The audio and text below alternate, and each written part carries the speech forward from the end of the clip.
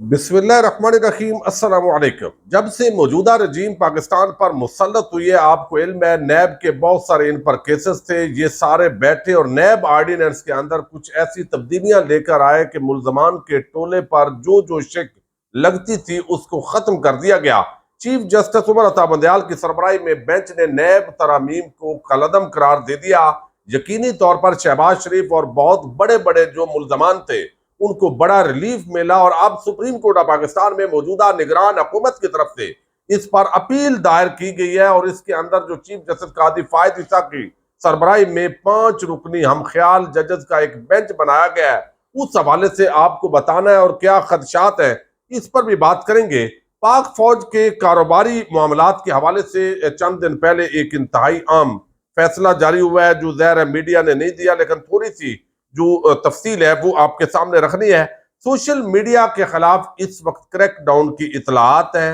एक आम जो यूट्यूबर हैं उनकी गिरफ्तारी भी हुई है और आगे क्या जो है वो होने जा रहा है इस पर भी आज की वीडियो में हम बात करेंगे। उम्मीद है आप समाप्त करेंगे और अपने कीमती फीडबैक से जरूर आगाह करेंगे। इस वक्त इमरान खान को जब से तहरीक अदम एतमाद के जरिए हटाया गया और उससे पहले ही टेलीविजन चैनल्स के जो मूड था वो बदल गया और आपने देखा बड़े बड़े जो एंकर्स हैं जो पहले इमरान खान के हामी थे वो मुखालफ बोलने लगे और ऐसा माहौल बना दिया गया कि इमरान खान निकम्मा नालायक, हुकूमत नहीं चल रही, महंगाई है, कंट्रोल नहीं हो रहा और पुराने तजर्बाकार जरदारी, नवाज शरीफ, वो तमाम माफिया भी इस मुल्क को चला सकते हैं। जब वो लोग वापस आए तो जाहिर है उन्होंने बहुत सारे इकदाम किए और फिर आपने देखा कि इमरान खान की जो मकबूलियत है वो दिन ब दिन बढ़ती गई और पिछले 16-17 महीने के अंदर जो हुकूमती कारकर्दगी और फिर निगरान हुकूमत का जिस तरह एक आईनी और कानूनी खिलाफ वर्जी के साथ जिसको कब्जा करार दिया जा रहा है वो किया है और अपने जो उनकी लिमिट थी उसको वो क्रॉस कर रहे हैं, तो इस पर मजीद जो तनकीद है वो बढ़ रही है और इमरान खान की जो मकबूलियत है वो जेल में जाने के बाद उनके खिलाफ मुकदमात, उन पर कातलाना हमले, ये सारी चीजों के बाद जो है वो बड़ी है। लेकिन इस सारे माहौल के अंदर जो पार्टी के लोग थे उनसे ज़ाहिर है पार्टी तब्दील करवाई जा रही है, उनको अगवा किया जाता है, उनको गिरफ्तार किया जाता है, इतने ज्यादा मुकदमात हैं, बगावत, दहशत गर्दी उनमें डाल दिया जाता है। कोई तहरीक अदम वो इस्तेकाम जो है उसके अंदर जो जाता है उसको जो है बिल्कुल क्लीन चिट मिल जाती है। तो इस सूरत हाल के बावजूद तहरीक इंसाफ के चेयरमैन को कैद करने के बावजूद अभी तक पाकिस्तान की अवाम इमरान खान के साथ खड़ी है और फिर 10 अरब से जायद के इश्तिहारात टीवी चैनल्स को दिए गए, एंकर्स उनको बाकायदा जिस तरीके से हदायत दी गई, ये सारे मंसूबे इमरान खान के खिलाफ जो है वो फेल हो गए। अब उसकी एक बड़ी वजह जो है वो ये है कि सोशल मीडिया पर जो आम पब्लिक है या कोई डिजिटल मीडिया पर कोई यूट्यूब पर काम कर रहा है, फेसबुक पर, टिकटॉक, इंस्टा, हर जगह पर इमरान खान की जो मकबूलियत आम लोगों के अंदर है उसका इजहार होता है। जो भी कोई झूठ बोलता है, जिस तरीके से नवाज शरीफ को अब पाकिस्तानी कौम पर मुसल्लत किया जा रहा है, तो लोग तनकीद करते हैं। लोग जो है उनके अंदर एक मामला इमरान खान के हटाने का है, लेकिन उसके बाद जो सबसे ज्यादा जो गुस्सा लोगों के अंदर है वो ये है कि इमरान खान को हटाने के बाद जो मुतबादल दिया गया वो वही कौमी मुजरम, चोर, डाकू, लुटेरे जिनको खुद जो है वो हमारे इदारे जिसका इजहार करते रहे, बहुत सारे लोगों ने इस पर बात भी की, उन्हीं को पाकिस्तान पर दोबारा मुसल्लत कर दिया गया। ये जो बात है ये लोग हजम नहीं कर पा रहे हैं। सोशल मीडिया पर ज़ाहिर है कुछ ऐसे दोस्त हैं, अब राना उजैर साहब एक यूट्यूबर है, यंग जो है वो नौजवान है, एनर्जेटिक, उनके वालिद और उनको रात को उठाया गया है और उठाए जाने के साथ ज़ाहिर है अब उनके लिए ट्विटर पर ट्रेंड भी चल रहा है। 2 दिन पहले एक शफकत साहब है पीटीआई के, वो सोशल मीडिया एक्टिविस्ट है, इमरान खान के हामी है, बड़े मुतदिल समझे जाते थे, लेकिन उनको भी उठाया गया है। अब आगे जो जिस तरीके से चंद लोग जो टाउट हैं उनका जो इशारे हैं वो इसी तरफ हैं कि अब सोशल मीडिया चूंकि जब तक इनको कंट्रोल नहीं किया जाएगा तो ये बयानिया इमरान खान का नीचे नहीं आ रहा। तो इस हवाले से कुछ इतलात है। राना उजैर साहब जो है वो ज़ाहिर है कई दफा बंदा जो है वो हाथ से तजावज कर जाता है और मुझे अंदाजा है और हमारे बहुत सारे दोस्तों ने उनको बताया भी कि आप जो है ज़ाहिर है हमारी एक लिमिट है, आइन कानून के अंदर रहते हुए हम एस्टेब्लिशमेंट की जो सियासत के अंदर मुदाखलत है اس پر تنقید کر سکتے ہیں، لیکن ایز اے ادارہ جو فوج ہے اس کو رینک اینڈ فائل کے اندر جو ہے وہ اس طریقے سے بات کرنا، میرا خیال ہے کچھ ویڈیوز ان کی جو ہے وہ نامناسب تھی، لیکن بہرحال ان کی جو ہے وہ بچے ہیں اور ان کو ضرور جو ہے وہ بجائے اس کے کہ گرفتار کیا جائے ان کو سمجھایا جائے اور باقی جو ہے وہ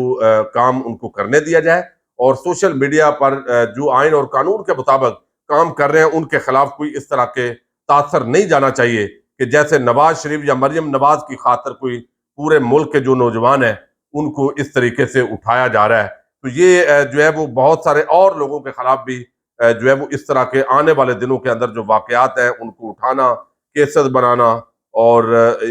سوشل میڈیا کے اوپر ایک خوف طاری کرنا، اس کی اطلاعات بظاہر جو ہے وہ آ رہی ہیں، اور لگتا ہے کہ جب تک سوشل میڈیا پر ان کو بھی لگ رہا ہے کہ کنٹرول نہیں ہوگا تو عمران خان جیل کے اندر بھی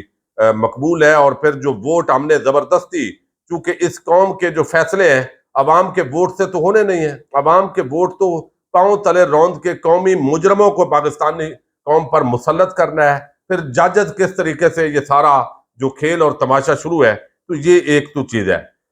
ایک جو عام چیز ہے وہ چند دن پہلے آئی ہے ویسے، اور وہ فیصلہ 2-3 دن پہلے آیا لیکن انتہائی عام فیصلہ ہے، ظاہر ہے میڈیا کے اندر اس پر بات نہیں ہوئی، اور عموماً جو ہمارے آرمی کی سوسائٹیز ہیں، کچھ ویلفیئر سوسائٹیز ہیں اور اس کا جو آرمی آفیشلز ہیں ریٹائرڈ، ان کو بڑا فائدہ ہوتا ہے۔ ظاہر ہے ہم جب تنقید کر رہے ہوتے ہیں تو ساری چیزوں کو تنقید کا نشانہ بنا رہے ہوتے ہیں، لیکن یہاں پر یہ سپریم کورٹ کے اندر آرمی ہاؤسنگ کی ایک دائر درخواست ہے، اس کو مسترد کیا گیا اور آرمی کے کاروباری وجود پر سوالیہ نشان لگایا ہے، لیکن بڑی خبر یہ ہے کہ تمام میڈیا کو یہ جو خبر ہے یہ اس طریقے سے میڈیا پر آئی نہیں ہے۔ اب یہ سپریم کورٹ آف پاکستان میں عسکری فور کراچی میں کثیر منزلہ عمارت کی تعمیر روکنے کے خلاف یہ کیس کی سماعت تھی۔ سپریم کورٹ نے آرمی ہاؤسنگ ڈائریکٹوریٹ کی درخواست ناقابل سماعت ہونے پر مسترد کی۔ سپریم کورٹ نے آرمی ہاؤسنگ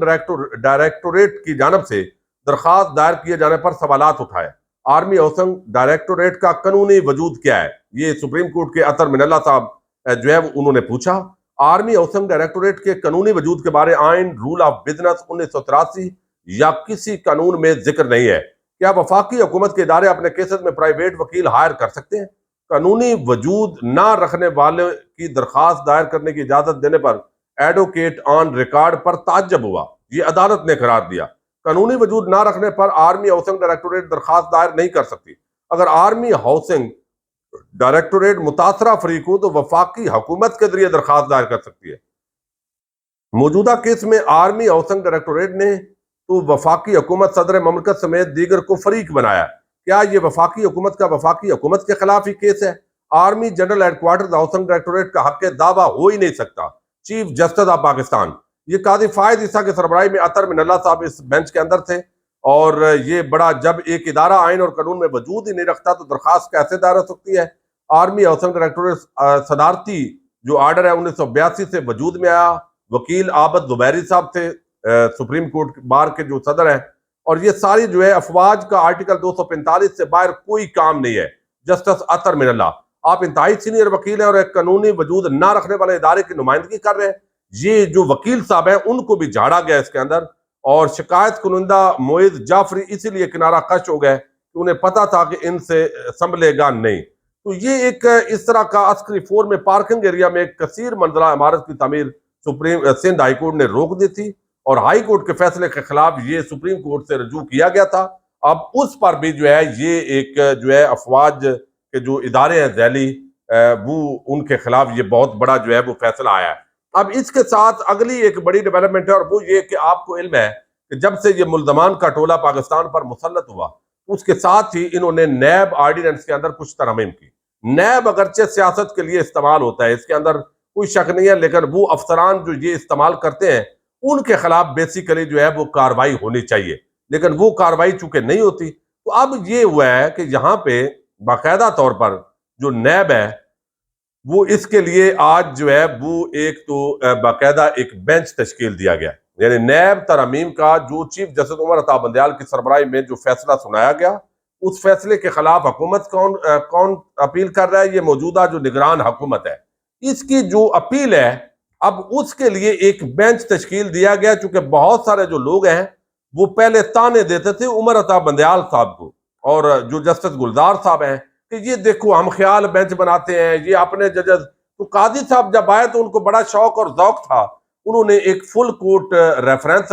بینچ بنایا، پھر اس پر لائیو میڈیا کوریج لے، پھر جو وہاں پہ حال ہوا اب انہوں نے کہا جی لائیو کوریج نہیں لینے، پھر انہوں نے کہا جی بڑا بینچ جو ہے نا آئندہ اس طرح کا نہیں بنانا. تو وہ جو اس وقت چیف جسٹس عمر عطا بندیال نے نہیں کیا، اس کا وہ جو چند صحافی ہیں انہوں نے بڑا کریڈٹ دیا قاضی صاحب کو، لیکن قاضی صاحب نے کہا جی اب میں نے بھی کان پکڑ لیے. اب یہاں پر جو بینچ یہ تشکیل دیا گیا ہے، یہ تو ایسے لگتا ہے کہ نواز شریف، شہباز شریف، زرداری اور سارے جو وہ جس طریقے سے انہوں نے ریلیف لیا ہے، تو یہ تو جو پہلے چیف جسٹس صاحب ہیں ان کے سربراہی میں جو بینچ ہے اس کے ساتھ چونکہ ذہنی طور پر بھی ان کے اختلافات تھے، تو لگتا ایسے ہے کہ یہ نیب ترامیم بحال کر دی جائیں گی.